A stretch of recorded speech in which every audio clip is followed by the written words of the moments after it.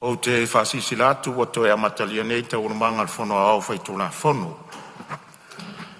E whātatia ese a tātou te urumanga le tula e tasi lea uli ana le la. O mai a saunanga le sus whono mo le tūmalo pālota o whalea lupo. Le avanole nei mo seisi sui ma malu e fia saunole tātou tula whono tau whaofi.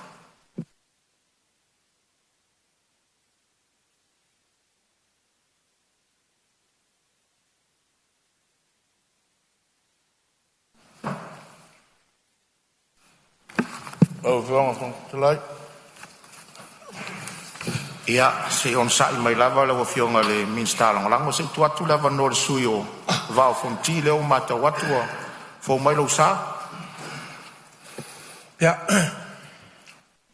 wafionga le e fo maua se a vangole e foi kumalo ia e fai foi se sao ma foi le ula fonga kau whaofie e foi o fosie mauka e mga kua leo wa mai o ngai whausu ngaforu kaku kai au sola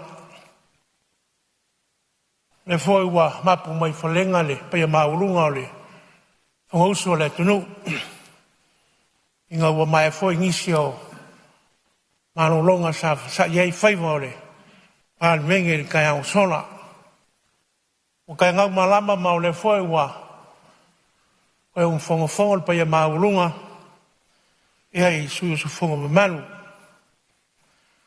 lau fionga le fongo whakalai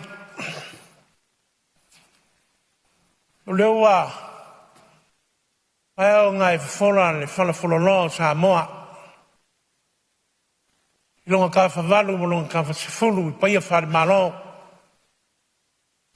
paia whare kungu ai whakiro le lau mea paia whare kua o paia ia e o paia e o foi mamalu e o kai au marika o fiafi le foi unga fuai o ngā o whai o ngā koe whakanguinga mungia ia le usu ngā whono ele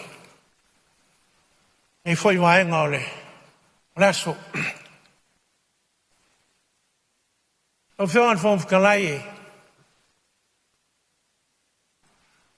O le ula whong kau whaawhi e peong whong sia.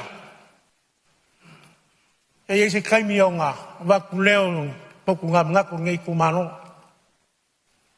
E se i o wafing lava ka poinga se kumano whangaloa. Wa o whong kir kup. E i o ngā kupu mo ngai. E me se fōia e o kele ori.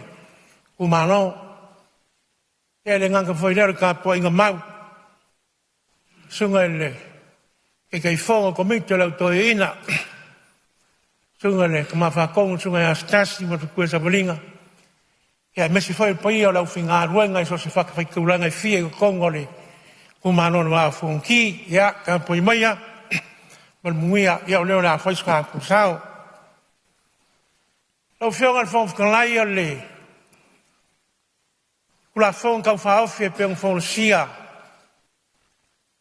O se kula whong oe kaua kele le ngei kumano.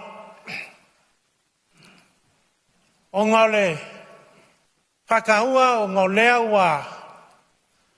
Ma whai o ngā mai se kula whong oe lima kai kai ngai. Wha moe moe ngei o le plokeki. Bionga. Ma le plokeki foi le ngei ma le wha moe moe. Au whiongan whong whakalai oe, e le fau. A fua i le painga kanumai. Mai le lua whe, lua sifumanikasi se ia pa ia le kausanga ngei. Ua lima kausanga. O longa winga. Ua makua le wha moe moe o na plokeki ngei. Mai ei foi le mga o lea lava ua o le kaimi ua kara whiunga. Ma ua kara whia ngai mai mole foi whafki kere le whiunga i le mingska. E meise foi o le pulenga, e meise o le kanga ruenga. Mai peo la kouia sa ngafa mar makai kuinga. o le whamoe lea o le polokeki. Salo mori mau le maukao, ai mese foi o sui manu sa iai, i ngā foi pai inga. Ia sa ka pisa lava whangan kū mangaru kau na masa. Pe lafula foi inga foi o sui manu. E kusai nama, ia o le whamoe moe ngei. Ia, sa iai foi se iu leo, sa whaafonga foi ei, sa moa me se foi o le, whangausu i ngā foi pai inga. E lei whaua loma i se aso e kasi. E lei whaua loma i se aso se lua. E lei whaua foi loma i se aso se kōru. Wangei. O leo wa lima kumsanga. Mai ei foi mga o fukia wan. O leo wa ka penga mai ei mga ngaruenga. Ionga i kū le lei ma vaenga uma. E whaka unga ai. O ai kū nga mai ai. O a foi kū. Sa o inga mai ai mga ngaruenga. Wa foi o se polokeki sa fuafua mai. Ia e lei mawa. E lei malosi foi. Ingisi o i kū. I kai o leo anuan. Lea lava o mai ngei o i kau mai ngei foi pai inga fo. Ia mori ai whaafkei keri. Ia i le whionga i le living sky mai se foi o le whaururunga. O nuka ngaruenga e mese o le official PMU. Wa peo i la kou kongu ia. Lea sa fi kai kunga. Ma maka i ku uma vaenga uma. E ka ua mao ngā. Lea laua whakakia ngei le. Laulaua whongo le. Kula whongo kau whaawhi ngei. Ma e waku ai le. Lua se lau pasenge le langalango ngei kumano.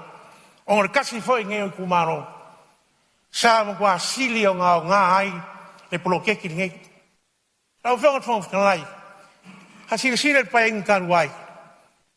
E le ai lawa se ke o ngei kumano. O ngā fua sa. Ranga e whaka ua kele. Mai e ka ua fo. Ia i le kumano whangaloa. Lo whangafo mai runga ko kumano. E le wā whongi. Ia e kusai foi o le kere o sawa ngā. Nana le ka lia ai mo le fia. Ai mai. O le lawa wa au mai le kula whongo. A lefka a maka le pai inga. E lima kai kai ngai. Le whamoe moe man pono keki ngei. E le mo le kuaile. Whafkei kere lau whionga ni Palemene mese o kapikeka. Manamano. O ngā ua e siko wha. E rau polisi ko ingole. Mako kumalo awa. O ora kemi whai ai. Whai. Whakingo noa. Nea lai. Mo li maue foi ngei kumalo. I le ka ua o kuna whongo. O leo a mai mangingo. Ia ma le a whai foi makai ala. Ia i longa i saa. O le a koe ei se ngumi keri. E koe alingali mai le lunga. Ma leo ua whakao ko mai kuna whongo lea. E launka sia umai lava. Ia i kumalo e lima sifungan kasi. Me re lau whionga whakakalai e le umi. Se oku ngā awha whaia ngei kumalo. Ia lango ngaua whaino aku. Ongo i ku ngā ua ia. Ia i meise foi. O le ka ua ngai foi a kula whonga whaafi. A o lea ua kalawheunga. O lea whakakau a maka ni pai inga. Ia, lau whionga e le whaila foi kua. Ia ngi kulanga foi, e me se foi o kua lalo. E me se foi o ngai whaukanga foi. Ia ua lawan whamoe moe, e me se o makimakinga. Ia o ngai a ki ngai lei, ma le ka ua. Ia, mo le akungua whakarikari mai. Lau whionga le, whakakalai o le waiaskan wai. Sa whakaungui ngai le, whamaki e le ngei a tanga ruenga, ma le pulenga. Al pulenga lama whangaroa, kau kara lama i so i kumano. Ia, sa iei whanga le, whawhawai ma, vai ei ngisio vai ngā kupe. I ngisio au loku malama i kongo le kumano. Ngā sia leo le, whamaki ma mai kau puingai. Le ke leo swinga. Ma le wainga i ke le ngaka o a mau ko ngofo vai whiau. Au kongu fo i o maru ka pa. O ngisio e ka le sia. Ia wa whako konga i ngofo fau maru mwhasa. o ngai mafua mai. O ngā o le pose nea sa ave iai e whangwha vai. Ia wāo la ko aki ngai whaipekai. O mangaku lama le kalesia ma whtanga ki ngā.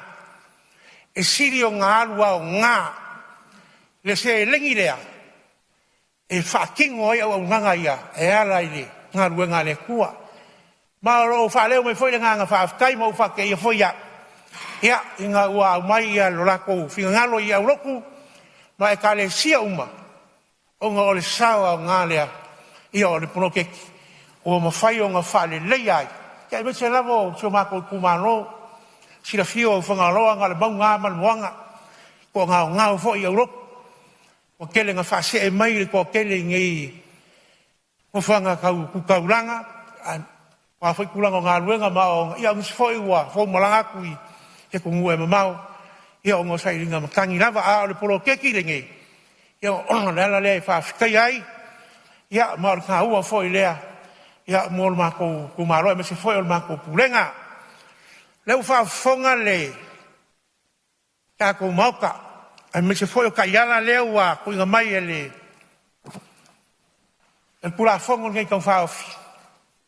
Ia e leo a fia ia ulanga foi o awalanga lue. E vou so so wongi so sui mamalu. Ia o so makulawa i kumano. Ia e reingi awalanga lue lo fionga fongo fitalai. O wana lava ia le malo. Ia o lea lava e lo whaonga inga ele kumano. Ia e whangasola e fo ia e rei kau. Whailo fo ia kulanga le fo wa sira fil kako mauka mani ngā pai inga. Ia le fo wa o mai fo ile. Kau maka inga au fo i mga ruenga le. Kei fai kau sanga. Ia o kulanga whale konga o no iai le ngai vai kau o mo kua whale anga inga lava. Ia e meise lava le whale lua le ngai lava ka ke pese pese. Kui kui. Ia ma whangu whauroro mau. Ia lau whionga le. Si Palemene lau whionga fo i le. Ingi skau ngā ruenga. Ia se isi reifo. Isi rangi mono walofa. Ia isi ngai fo i kumano. Ia walofa kau sanga o pangaki e le fo i vaenga kaua. Ai wai po lean lama le kulanga le lei. Wa fo i a kulanga e whamungi ngai le kumano whangaloa. I le pono keki ngai. Ia ai ke umaero i lunga la walkere. Ia ngai sarukuluku mea le whapengei. Se ia kaunga ai i ka le whanga leo mai a fo i onga. Fora si aku i le wala kā. Le anga i aku le mangkol se i pai a ka le whanga. Ia. I le whiwhinga whai ki kia le nganga whawhkai kere. Pai ngā maro karuai. I ngō mai aku si a vaenga al kulanga rawa ia. Wha moe moe o le plokeki. Ia o ngā wakula mako. Leo whoi o ngei kumano kere le lango lango. Wa wefo mako konga. Ia umakua fo i le. Olo ke ki milionga. Ia ka ua lea. Ia o leo fora fala. Ia le fo mai ma me ngei. Ia kulanga uma lima kai ngai ia le. Ka ma kai ngafoi o le pai inga ngi fitu sanga ia o mako kalalera o fonga kai. Ia ai mako ke le kua le. Se leo ia ko foi fa mo ngang kere le. Ora me foi o fonga i sui maman. Foi o la ko finga pa minska. Ia ale fa mo ngia kurva. Ia ele foi o ngia o fonga fa vale ku maro fangaloa. Ese el fial fang. Na ka sel va koa o lo fa au vai. Ia o kanga kalava o le li. Melea ia ka ku malo. Ia nga wa maua. Ia nga o kai ai fa ki ngoi ia le. Ko finga ko ka ko wa serengi kai se lauri mo fulkana. Ia maroro on sai. Nga kalava on sai. Ia e mo melele ia fai malu ko faiva. Ia wa fa mo kai au. Ia ma ko kalalea. On ia kere el famoso le kungu. Sala so mako leo ia fa mangaro no mako vai vai.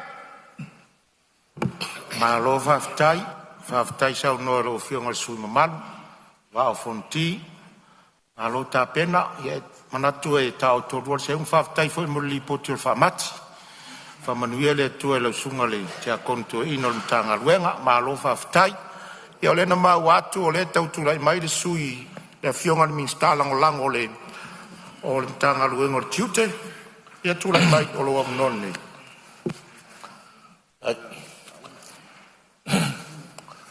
O le ngang whaftai lau whionga whangot whono mo le manoa. O le nei tu malo e fai se sao wale tu la fono. O to ia whamaene o tai loloto pa ia o Samoa. A wao pa ia o Samoa e mai le vavau e o i le whavavau. O mai o pa ia e au o le ia e au ngatā o umona aisa. E o ia i se tautalanga pe le ai e tu maua pa ia mamalu o Samoa.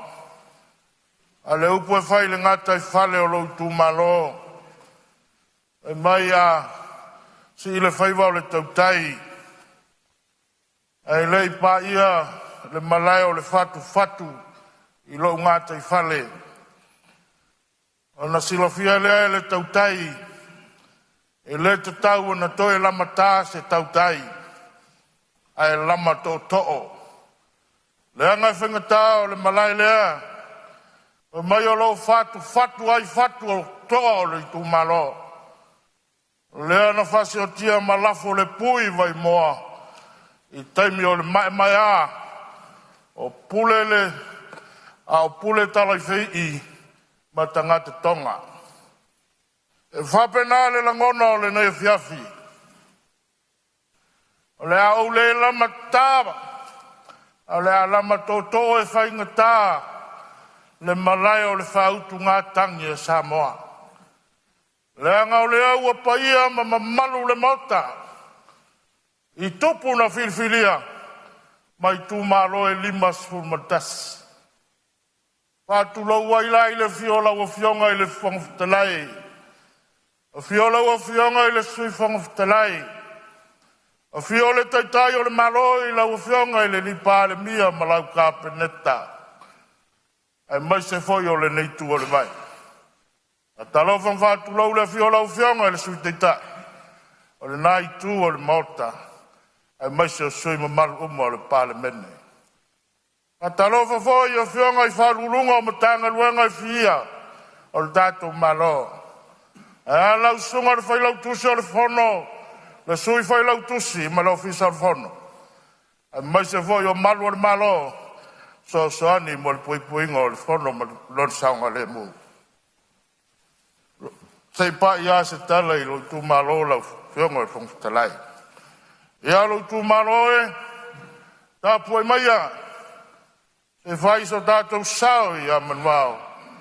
E tu sa male tu la fono o fata oto le lau a fono. Awa lo na fata tala noina.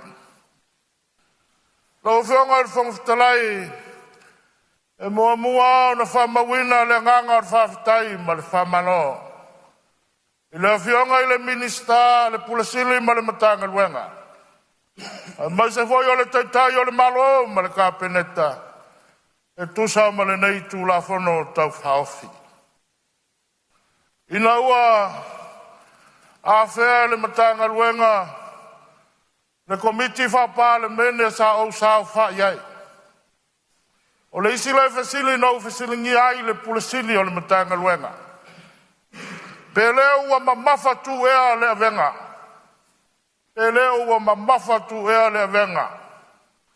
I le whao popo atu o le poloketi o le milion.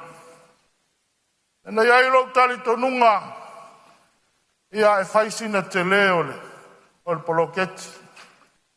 O lea e matua lango ina e le ngangai fo maunga numero tasi le tulafono. Se fai se si pulenga fau. Tau wha maa le avenga mtanga luenga o tina matamaita. Ale mesili na ta ua no matou tula yatu. Ua sui ai ma le ingoa le mtanga luenga. O lea ua afia uma ainga. Lea ngā le wha manuyanga le nei. Talu tonu le tumamalo. O le manuia lau tele mo Samoa. Au fiai ainga. O le ngate le tamā ma le tina. Ai whapea fo i o whanau. Whawhetai whawhetai tele mo le tulafono. O le sinei tumalo e. Tali sapaya. Tali sapaya tele le nei ati nai fau. Le aua te amata le nei paia inga. O umale miliona o lewa sitia le lua miliona mātou te tali sapaya. E le aia ma se te o lo tu malo. Fia uma. A wafai o se ava noa le leile nei wa maua. E lufi aia le tu malo le tamau a inga o le atunu. O ava noa sa le maua I nā vai taimi. E ane yaso. Ne a ua pule le komiti. A iai ma le wha malunga le awhioanga. Iai la tau o ta ia le soa. O lau whanu wha vai. E iai la tau o lo ta ia le soa I le tu malo. Le pulenga ma malu a li ma fai pule. Whilinga foi o komiti o le nei whanu wha vai.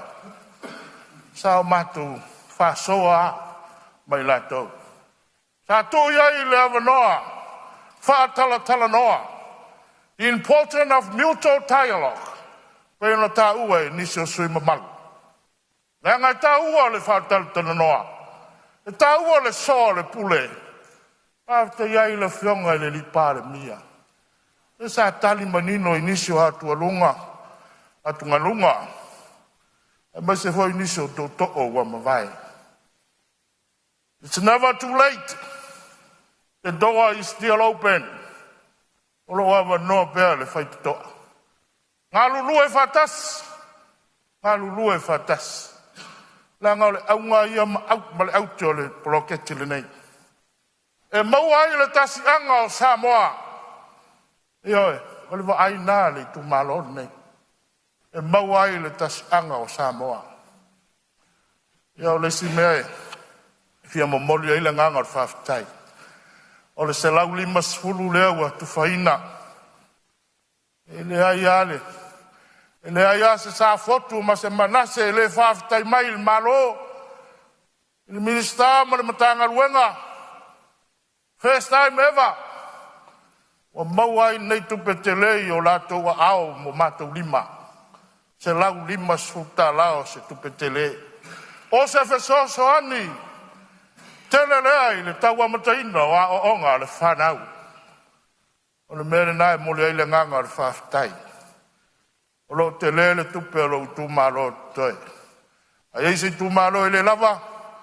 Tala noa mai pe ata le malo longa. La o fionga le fongu fitalai. E whale o ina. Tasi alea. Sau. Tau mawhau a pe whai pe le ai.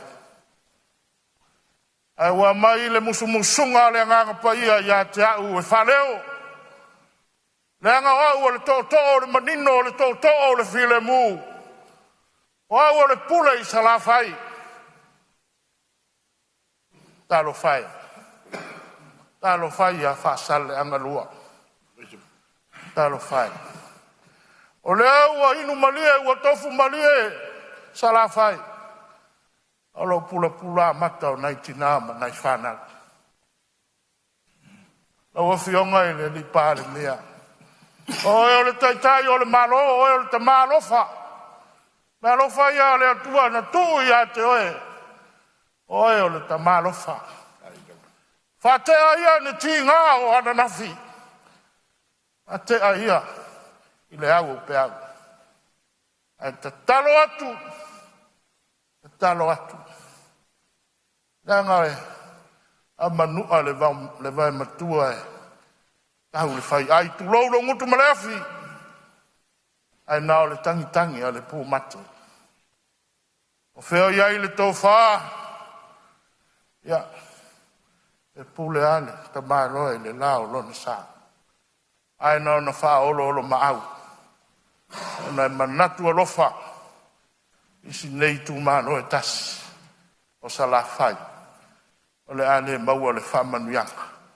O ai I tu malo uma o le atunu. Na o whionga le whangawhitalai. Na le pau iona I motu ngā awha ma le lango le ngā ngai whamaunga numero tasi. I le tūla whono ua whata oto mamea. Mātou talo. Alo whangia I le atua alo whionga le whangawhitalai. Na o whionga te tai o le malo ma le kapenet. Sui ma malu uma o le whono. Ia ngā leile tua le sunga whono ne whiafi. Aftai lo tu malo ma le tapua inga. Soi fua mai manuia.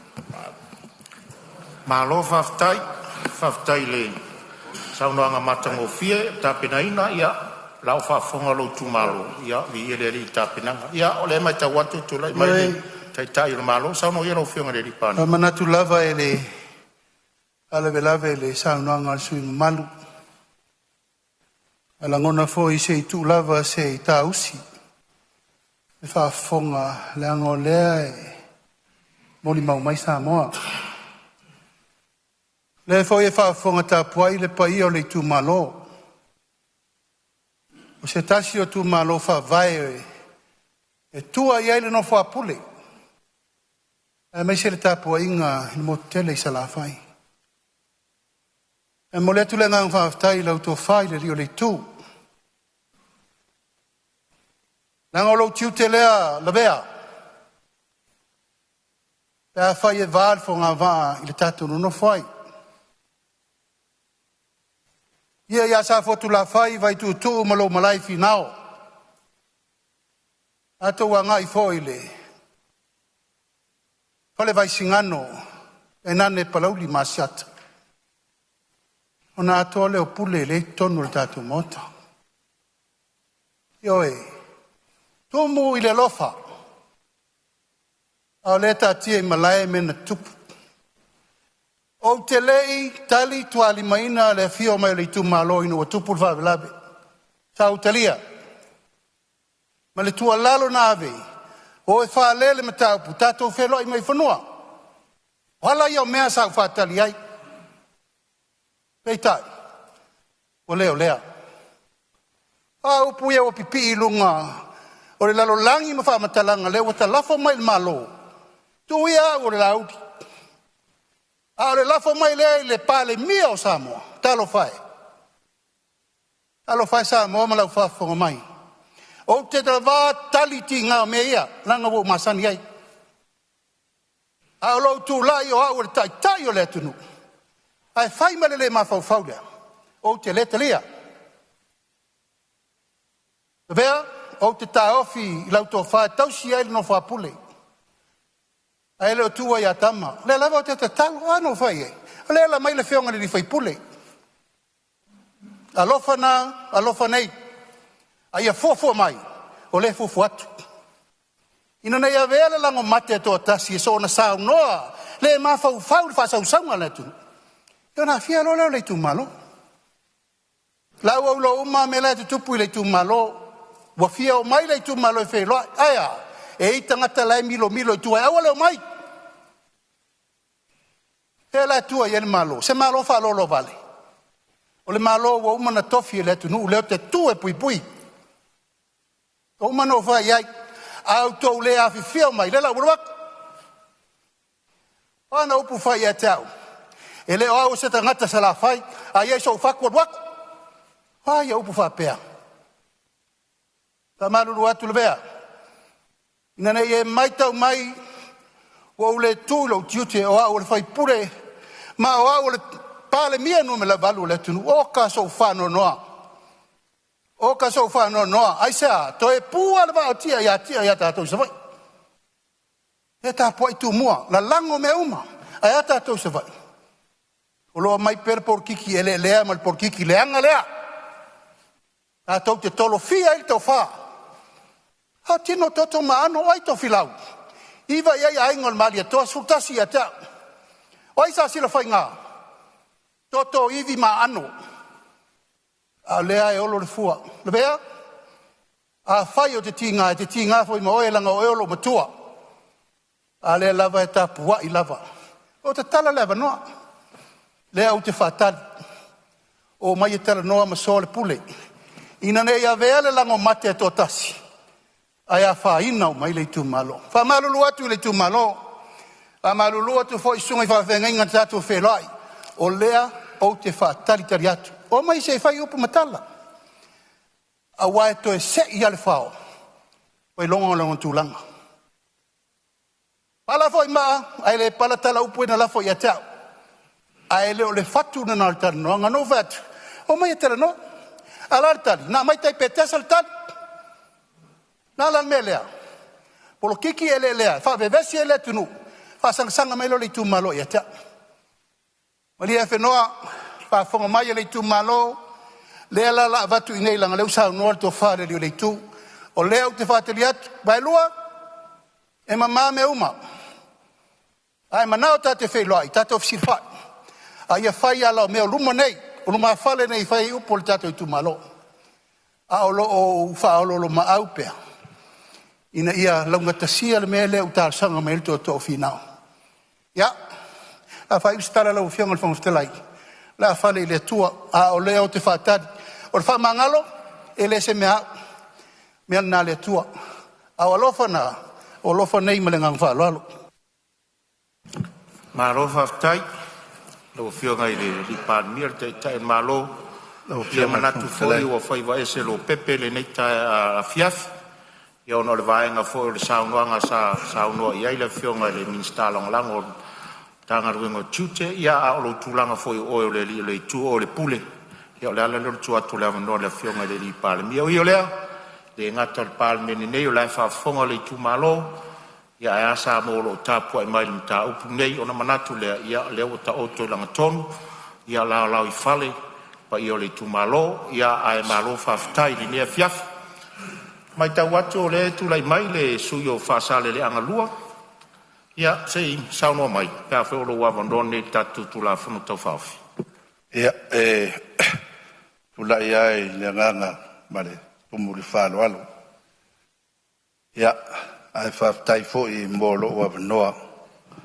Tai tonu fōi whamoe o le sunafongo no nei tumalo. Ia, e le o taimi le nei o le nei tumalo peitai ane. Ia, e ao no whatalo whatu. Lau a whionga e le whangwhitalai. Ia, e meise fōi le whelau tusi o le whono, le lua sase lua. Ia, mai se foi le ofisa malu le fono le nei aso.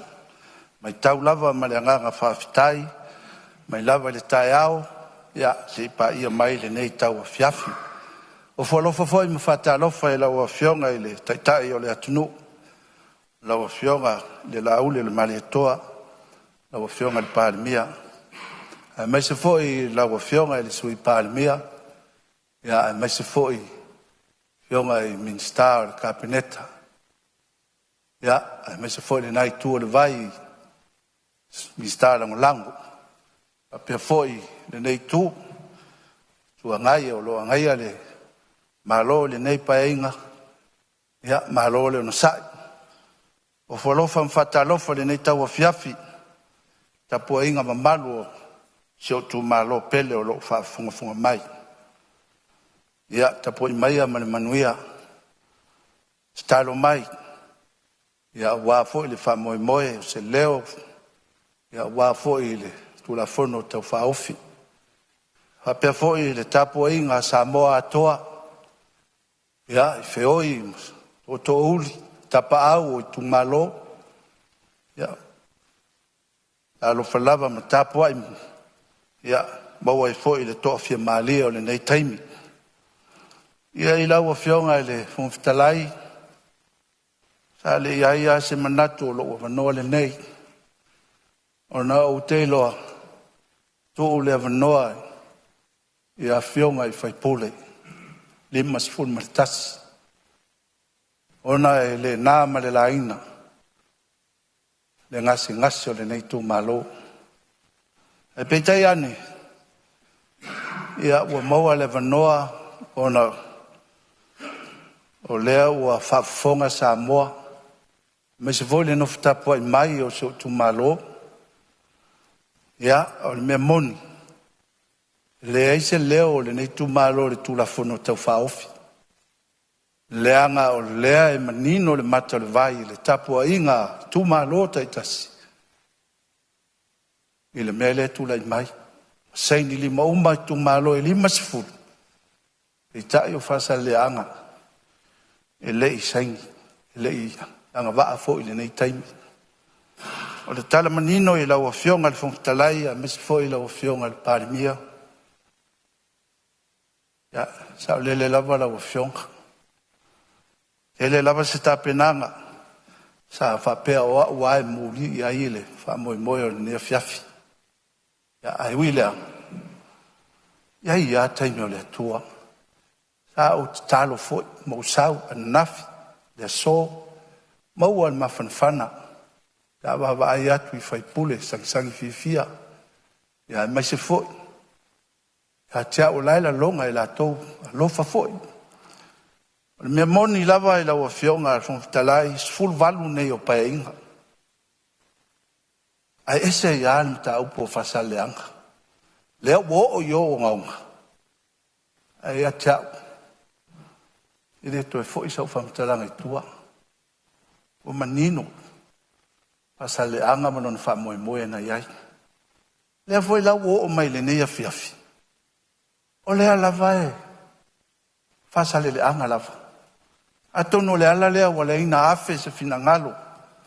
E tu malo. La o fionga le vea. Sa le iai se manatu. O le afe matitalo. Ia peta iane. E ano fai atu. E le taimi o le tua. Le ala ua vanoa le afiafile nei. E uia ina le isau noa suisi nia. E ano fai atu. Whengataa na afe so fina ngalo. Se manatu. Fula Fonotaga fao filana le ia ile metu. Ui lea. O fionga lo mtalai. Faf taimi o lo vanoa. E ia le nei taimi la o fionga. La uli al mare toa. Tu la ia ma le nganga falo alo. Tumu foi le lofa. Ioe. Ma fo faua. Mai lava ia le anafi. Le so. Puale ia te oe. A te a mea watu. Le na ngona fo le nao vai lua. Fai fo yo le nao. Ala unga luenga sa fai le tu malo. Nei mai tau mai e le heisa unga luenga na fai. Ona ia ese fina ngalo. Ma fu e sea. Unga fam sinonga. Le ala lea ila ko fionga. Le ala lea ila ko fionga. Tolu so tuli. Le whaingo fie. Ona ia. Ma fu. Le lifa le sivaenga le unga fam sinonga. O wai atu. Ele aise au ngā loketi. Ai mawa e vai aise I tu malo. Ai leo le anganga fo leo lo tula I mai. Leo le anganga leo pai lua. Au tstalo le tua pe aise a. O fetau I elo taimi maneme. Ui ai lea.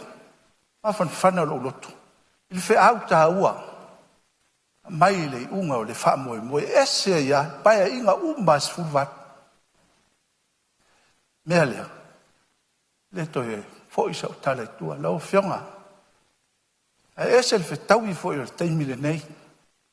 Mo ange e umalo tu malo e tapu ai mai. Ia ua maua uma vanoa. Le eise si e whinga luenga. Ta tonu le tapu ai mai. Fea o iai lo whinanga. Ma lia whenoa lo. Sa o lele la wala wa fionga. Le ngata ia fianga. Lo finanga lo. Upu la lafu ma. Ele na ma le lai. Wai e mawhatia. Le taimi foli nei. Wai o mawhatia fo. Wai o mawhatia.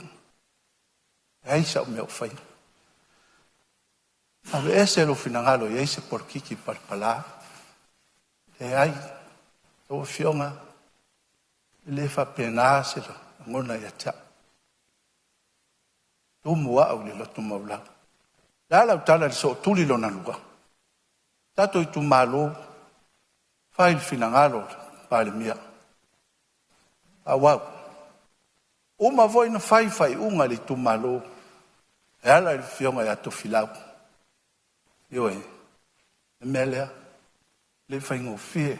Ngā luenga sa au tong fai. O fai atu. Fai le melea. Alolofa mai. Alolofa mai.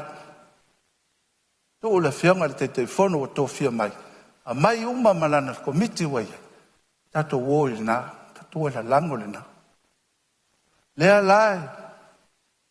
E whātaritari ai le nei tei. A le whamamafa le fiafi nei la o fionga. Le la aule le marito la o fionga. Lia whenoa la o whinangalo. Lia whinoa. Ta tala lo whetoa. Se manoa si ta whiloa ia. E atusa i mo lo whinangaru. E lofa mai. Wha mole atu. O ani ma sei mani whale tongu. Leo e si sila mai. Sau fia fia. Sau fia fia. Ma natu le file mo le tumalu. E ve ia le leo va e lua. Fata waa le ne fiafi. Mo le tuai. Fa maluru. Fa maula longa e lau fionga. Eoi. O le aise tala me whainu whaia. Langa wa e ti ngā. Wa e ti ngā. Ai ui ai loa wa e ti ngā. Whao lolo maau wa tua. File mua le nganga o le tua.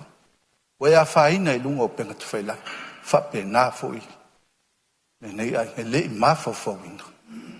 Mea lea. Maia le nei tau fiafi. File mua le tua. Lea e te mana o mia. E te mana o mia. Lango uma mea uma. A le nganga le nā. Tau sau fōi le matamuli. Sau. Ia iei lea nganga. Nguna ni nā. Ese a whasale anga. Hui lea. O le nā. A whai e te le se. Fe au tā ua. Wha moi moi o whasale anga le nei paenga. Ile lumanai. A tono la whai lea masau. A wani whale tongu. Lau te talo lea i lea nganga i loto. Umuni maulalo i lau fionga. Ielo loto. Whai a le asi si mea ta te mali e. Le ai po te nganga e fio atu lau fionga. Le ai tumu au whalo alo. Tumu au whalo alo. Le whae le lea lau fionga. O le tofi nao. Tute nao le whai pule. Man. Lau fio atu. Le le tiki pe ai fio atu. A leo e si sila mai o tula i atu. Ani whae le tonu. Ia le nei tau fiafi. Ta whafe mangalo. Whamangalo mai wa e lua ma le tumalo. A whai wa fia alo finangalo. Whai whainga mani upu. Lalea e lo ova noa e lau fionga. Lo tula i lea. Oi, whainga tāna, whai se manatu. Ona o le iai lape iai talo ai Palemene. Lasis. Tō whamari e ia. Ma ia e so tai tūmaro. Ai leanga le lima tasi. Ia le lima sefuru. Mea uma lava lau fionga Palemene. Uma na te pena ina le tūmaro. Ta puai fia fia. Ai se mea. Talo fo le tai fono. O a fo i. Vai ngor tai fono o tō fia tu nei. Lea, umua u whaaloara. Ei loa leilo alofa te fono. Pangale, te fono fo i. E matuale mana o mia, mate sota. Lea lava u whase e tuangaru. Au te tāpua i whaiva, te fono mre komiti wa i nei. Ia lo tula ia tu lea i lau whionga le whawhitalai. Ma lea nganga, ma walaro i lau whionga le Palemene. Auli, e lofa mai awa i lua. Lea whatua au whani. Whionga le whawhitalai? Ia, o lea. Ia. Anga lea. Manuia le. Maria whenua whasale leanga ua o pepe whaiva se whanenia fiafi. Ia sei tu atu lewa no le whionga le minstau ta alonga. Ia, whamalo whawhitai. Ei lau whionga le whawhitalai mo lewa no. Ua whanongolongo lewa mare mangingo ma mare ko ai kusai mare ngei foi ku aso le kako whongkanga. O le kako kula fongo ku mau o le kula fongo kau whao whiolo whapeon karangoi. E peka iangi, ia ua whaiva ese lo pepe vai aku le whafonga anga Samoa. Le whio aku le whio ngar kai o le malo. Le whio wa saungo mai le kofi whiriwhiri o le whasale le anga lunga lua. Ia e kusai ma le aunga au ke le whamoe moe. Na ua whio ngar sui mamanu. o ke kula i aku, o a ua le kofi o soa. E ki ngā le mea. E ki ngā. Me rei lau whionga le whomwhitalai. O ke kakano aku ma le nganga whanoa. E a pēr whakaki e ngem ka upu. Nanga e kakawanga o i aisa whina ngalo le Palemene. Nanga o le whionga le kai kai o le malo. O le Palemene. Ia o ahi o upu. Oi. Ia, au to mai lo whina ngalo. Me rei lau whionga le suma malu. Whai ed whai unga le whoa. Ia, nganga mako whapipi. Ma wak whapengai lau whionga le whomwhitalai. Nanga e nea whionga pa i o le kapeneta. Ai mai so sui o so vai. Me re ma ko ke whaolo ma aura o whionga le whomwhitalai. Tai. Ka ko kango ia mo ka upo ko sai o arku la fongo ka whao. Ia e whakake ia mo se kaino o mai whaftai. Ia whau ma mai sau noanga whasare le luona pa ia tula o le whomwhitalai. Ia langa leo tulai mai le tai malo, ia toi tua tulai. Ia leo tau mwhai atu.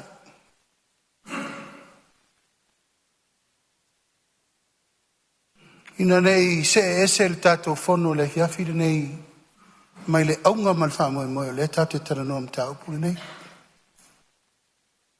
Al mta upuri nei, o umana ta tia i lenga tonu.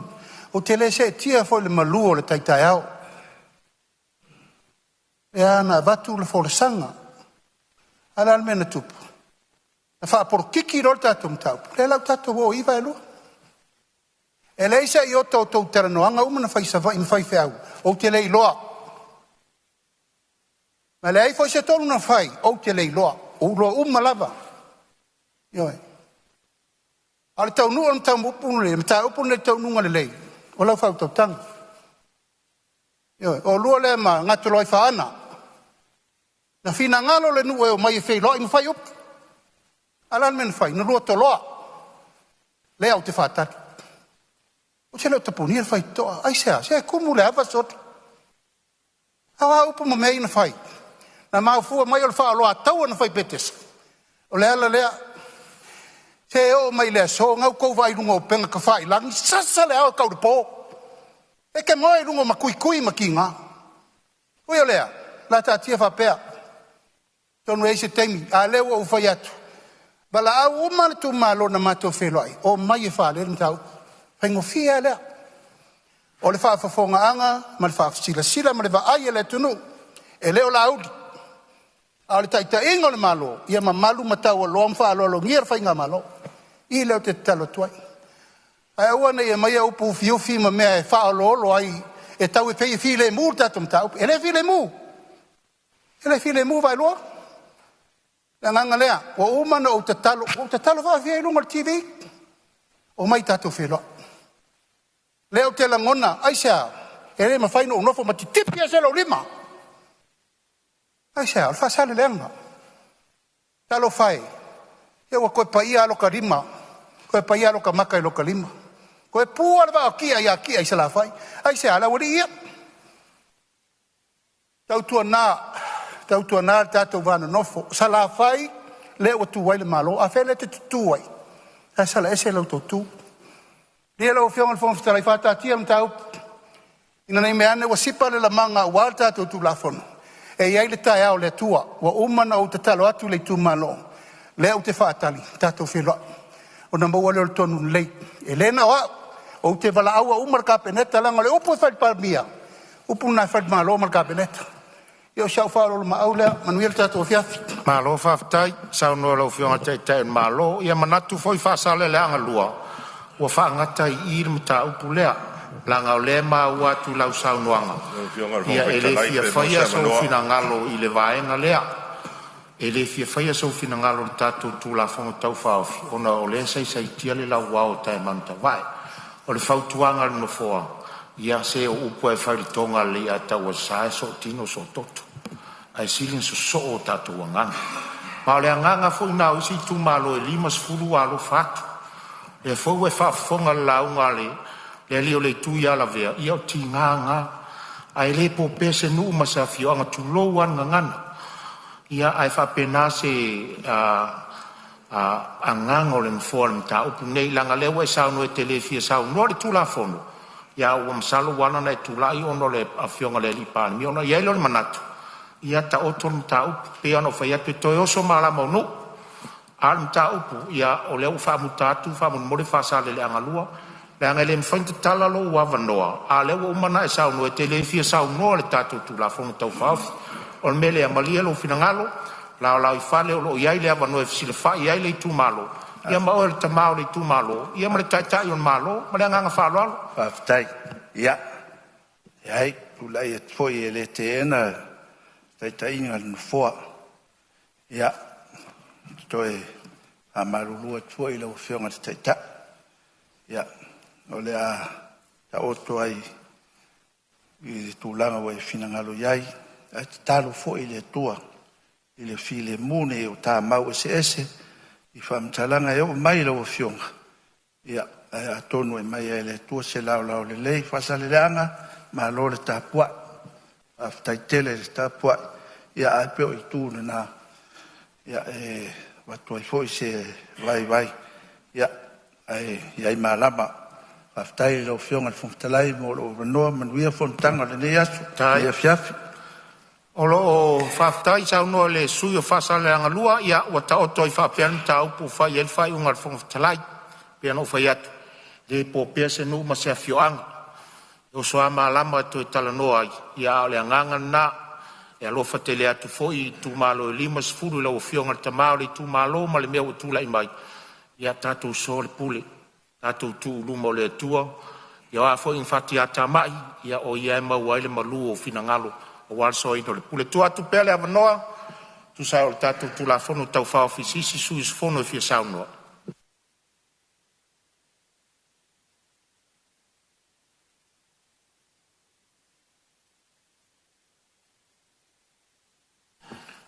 ia lea ua matau atu tulai mai sui o le vai mauga lua ia o lou taimi nei manuela saunoaga Ia. E rei titi le whaftai le tua nei tu la le fiafi. O au le vinga mo le whamanu. Ia e tu matila lava le tua. Whaftai lau whiongo le whangta live sai foi mo le avanoa. Nei tu malo. Ia wā fui se sau. Ia ai no tua ia o tafa i lau whiongo le whangta lai. E lau teime le nei tātou te malo lo ai. Se toi sa iri mai se malo si un tātou fo i mai lea. Whaau au tātou ngar wenga. o le ale sa o lo saunoaga Ia o whionga pe o fou ngata ngona mamanatu sai foi ma saunoanga nei tu la le fiafi ai a fina ngalo lava lau whionga ia la tam fai atu se sao nei tu malo fa stai lo whionga sai foi mo le avanoa ia lo nei suia sai ma tato tu la fono lau whionga le fon vetalai ia vatua se folosanga pupu. Ia, e moli atu ai foi se manatu. Ia, e fia vatu tātou tu la fono. Lau whionga le whawhetalai. E le lua o tasi ono. E le paia inga se furu ono le Palemene o Samoa. O le tau o tātou fuafuanga whai tu malo. Lea sa whai le paia inga lona se furu male ono. Ia e a mata pe 5 taita inai le tātou fono whaavai i le painga leo tuana. O se manatu lau a whionga i fia mori atu. Ina wa a mai loma sa ili mai kopi o le mātou fuafuanga lea sa whaai loa, whalau i loa lu o tasfitu tu whaatu loa le mātou komiti. O le fono whaavai le painga leo tuana. Sa mai tauina e nisi sui o le mātou komiti. Nisi o tua o mātua, ia, o tapa au, ma whaiwhi au. O whai langi fōlaunga. Sa whapea nao na mātou tata noa mo le mātou komiti. Ma whapea mai. Ai ape a